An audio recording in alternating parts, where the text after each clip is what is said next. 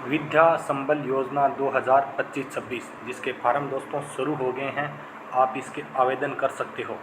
तो हम बात करते हैं कि 2 जुलाई 2025 से, आज 3 जुलाई है, पर 2 जुलाई से इसके फॉर्म शुरू हो गए और 7 तारीख तक आप इसके फॉर्म भर सकते हो। आवेदन पत्रों की जांच कर पैनल अनुमोदन किए जाने की तारीख है 12 तारीख तक इसकी जांच होगी और संबंधित महाविद्यालय द्वारा गेस्ट फैकल्टी को आमंत्रित किए जाने के दिनांक वो आपको बता देंगे आवश्यकता अनुसार कुछ ही दिनों के अंदर, इसी महीने में। तो हम आज की वीडियो शुरू करते हैं। लेकिन आप हमारे चैनल पर नए हो, चैनल ज्वाइन नहीं किया तो ज्वाइन ज़रूर कीजिएगा और वीडियो ज़्यादा से ज़्यादा शेयर कीजिएगा। अगर आपने बीए कर की है, एमए कर की है, एमफिल कर की है, पीएचडी कर की है या फिर आपने बीएड कर की है, बीएसटीसी कर की है, तो आप स्कूलों में अर्ध सरकारी गेस्ट फैकल्टी तौर पे अध्यापक बन सकते हो। तो आगे विस्तार से इसके बारे में पढ़ेंगे। तो कुछ निर्देश दिए गए हैं राज्य सरकार के जिसका आपको पालन करना होगा। कुछ गेस्ट फैकल्टी आमंत्रित किए जाने का प्रारूप है वो भी आपको ध्यान रखना होगा और एक शपथ पत्र है वो आपको इसमें लगाना होगा। तो आगे हम पूरी बात करेंगे कौन सा फार्म आपको भरना होगा। ये भर्ती दोस्तों ऑफलाइन है, आपको जाके वहाँ पे फॉर्म सबमिट करना होगा। तो ये आप देख सकते हो, इसका विषय है 2025-26 विद्या संबल योजना के अंतर्गत अध्यापक कार्य हेतु गेस्ट फैकल्टी को आमंत्रित किए जाने के संबंध में। इसमें कहा गया है कि आगामी सत्र 2025-26 यानी 1 जुलाई से राजकीय महाविद्यालयों में रिक्त पदों की संख्या को देखते हुए वहाँ पे अस्थायी तौर पे अध्यापक लगाए जाएंगे आधे वेतन पे। विद्या संबल योजना ये 2021 में जो भर्ती रद्द हो गई थी उसी को वापस रीओपन किया गया है।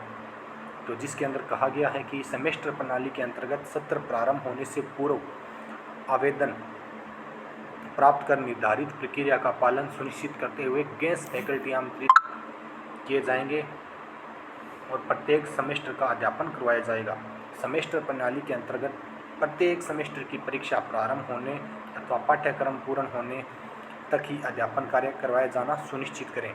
पाठ्यक्रम पूरा करवाए जाने हेतु यानी इन्होंने कहा है कि सेमेस्टर शुरू होने से आप शुरू होते ही किसी अध्यापक को ले लो। जैसे आपने के पास जियोग्राफी है तो अब आपको ले लेंगे और पूरे साल तक आप उससे जियोग्राफी पढ़वाएंगे। तो इससे आपको ये फ़ायदा होगा कि आप पूरे साल आराम से काम कर सकते हो।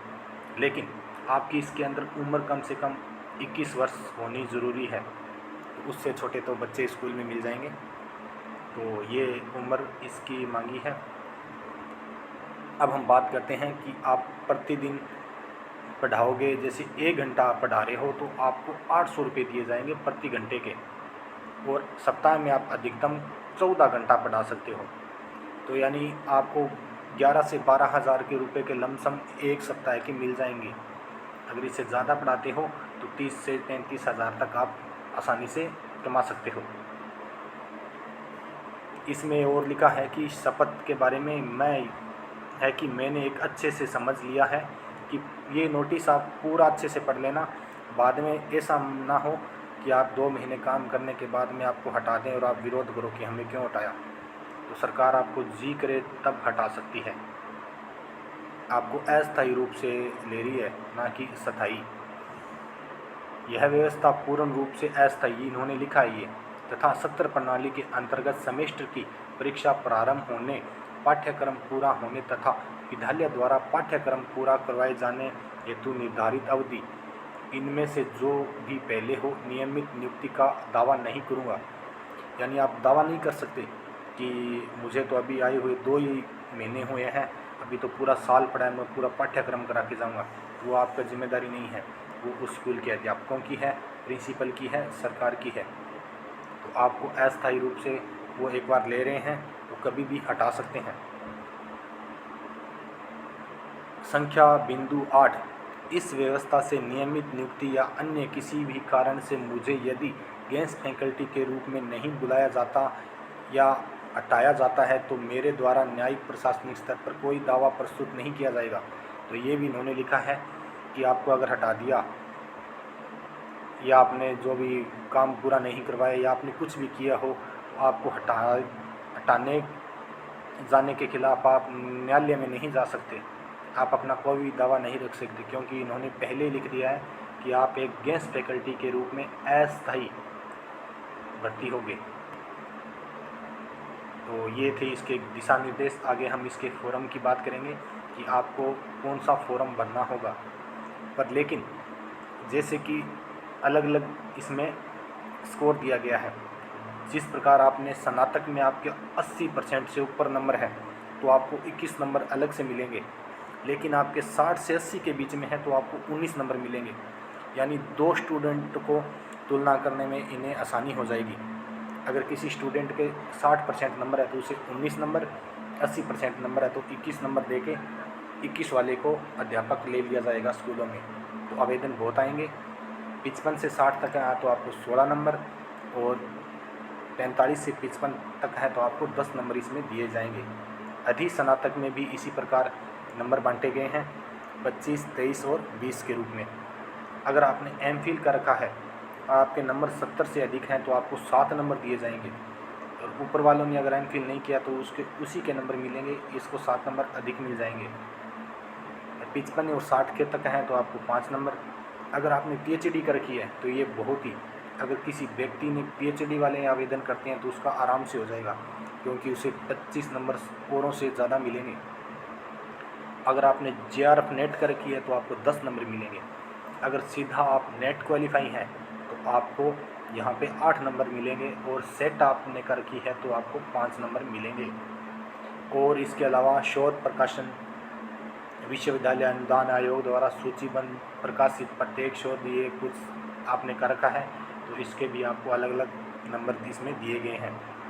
और पुरस्कार की बात करें तो आप कोई भी स्तर पे, राज्य या राष्ट्रीय स्तर पे आप कोई भी खेल खेलते हैं भारत में, फिर आप आवेदन करते हैं तो आपको 3 नंबर उसके मिले जाएंगे, और राज्य स्तर पे खेलों के लिए 2 नंबर आपको यहाँ पे दिए जा रहे हैं।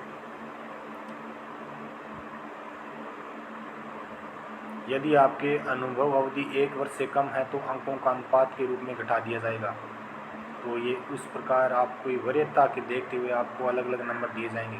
और सबसे इम्पोर्टेंट इसमें पैनल के लिए दिया गया है कि दिशा निर्देश, गेस्ट फैकल्टी पैनल तैयार करने हेतु ये दिशा निर्देश है, जो स्क्रीन रोक के आप देख लेना। हम इसे बोलेंगे तो वीडियो बहुत ज़्यादा लंबी हो जाएगी, तो ये आप एक बार स्क्रीनशॉट ले लो या देख लेना। फिर मेन हम बात कर लेते हैं। ये पीएचडी वालों के लिए है, तो आप इसे पढ़ लेना आपने अगर पीएचडी कर रखी है। तो अब हम बात करते हैं मेन फॉरम की। तो ये फॉरम आप दोस्तों निकलवा लेना। आप अपने मोबाइल में सर्च करना विद्या संबल योजना, आपके पास ये नोटिफिकेशन आ जाएगा, वहाँ से आप ये फॉरम डाउनलोड करके स्कूलों में जमा करवा सकते हो। पहले आपका नाम, आपका एड्रेस, ऊपर दिनांक, ये विषय इसका विद्या संबल योजना है ही, तो इसमें आपको महाविद्यालय का नाम, आपका विषय कौन सा है, आपको इतने रुपए दिए जाएंगे, इस अवधि तक आपको स्कूल में दिया जाएगा। ये सभी भर के आपको 100 रुपये के स्टाम्प पेपर तहसील से नोटरी से सत्यापन करवा के जमा करवाना होगा। तो ये फॉर्म आप एक बार दोबारा देख लो। तो ये फॉर्म आपको निकलवाना होगा, नाम, पता, एड्रेस ये सभी भर के आपको नोटरी से यहाँ से करवा के महाविद्यालय का प्रिंसिपल इस पर साइन कर देगा। फिर एक शपथ पत्र और दिया है, तो ये भी आप इसके साथ ही संकलन करेंगे, जिसमें आप अपना नाम, जैसे आपका नाम राजेश है तो राजेश, पिता का नाम, उस संस्था का नाम, तारीख, ये पूरा फिल करके आप अच्छे से लगाना होगा। और सबसे ज़रूरी है इसके अंदर ये 14 बिंदु शपथ पत्र, ये बिंदु आप ज़रूर पढ़ लेना। जैसे कि पहला यह है कि मैंने संस्था द्वारा जारी विज्ञापन इस तारीख से आवेदन प्रस्तुत किया है और मैंने विज्ञापन में वर्णित शर्तों को समझ लिया है। तो आप ये शर्तें 14 स्क्रीनशॉट ले लो या इसे आराम से देख लो, मैं आपको दिखा देता हूँ। तो इसे आप ज़रूर देखें, ये 14 शर्त आप अस्थायी रूप में स्कूल में जा रहे हो, इतना ही है, और आपको सभी दिशा निर्देशों का पालन करना होगा, वरना वो आपको हटा देंगे। ये इन्हीं सभी पॉइंटों में लिखा गया है जो हमने पहले बात की थी। तो ये 14 पॉइंट आप वीडियो रोक के या स्क्रीनशॉट से चेक कर लेना अच्छे से। तो इसके बाद में आप सत्यापन करने के बाद आपके 2 साइन होंगे शपथ ग्राह्यता की जगह आपके। मैं शपथ बयान करता हूँ कि उपयुक्त वर्णित बिंदु 1 से 14 तक मैंने अच्छे से समझ लिया है और अच्छे से पढ़ लिया है और किसी भी प्रकार की जानकारी मैंने गलत नहीं दी गई है, न ही कुछ भी मैंने छुपाया है। यदि भविष्य में कोई सूचना अथवा असत्य एवं पूर्णतः सिद्ध होता है तो मैं इसका खुद जिम्मेदार हूँ। यानी आपने जो भी डॉक्यूमेंट लगाए हैं, अपने बारे में बताया है, वो एकदम सच होना चाहिए। तो ये थी विद्या संबल योजना। तो आपको वीडियो कैसी लगी, ज़्यादा से ज़्यादा दोस्तों को शेयर कीजिएगा। अगर आप अपने नज़दीकी स्कूल में जान के पढ़ाना चाहते हो तो आप इसमें अधिकतम 5 स्कूलों में जाके अपने डॉक्यूमेंट जमा करा दो। वरीयता के आधार पे आपका नाम आ जाएगा। बहुत ही कम लोगों को पता है इस योजना के बारे में। तो वीडियो अपने दोस्तों को भी शेयर कीजिएगा। चैनल पे नए हो तो चैनल ज्वाइन कीजिएगा। मिलते हैं दोस्तों नेक्स्ट वीडियो के साथ।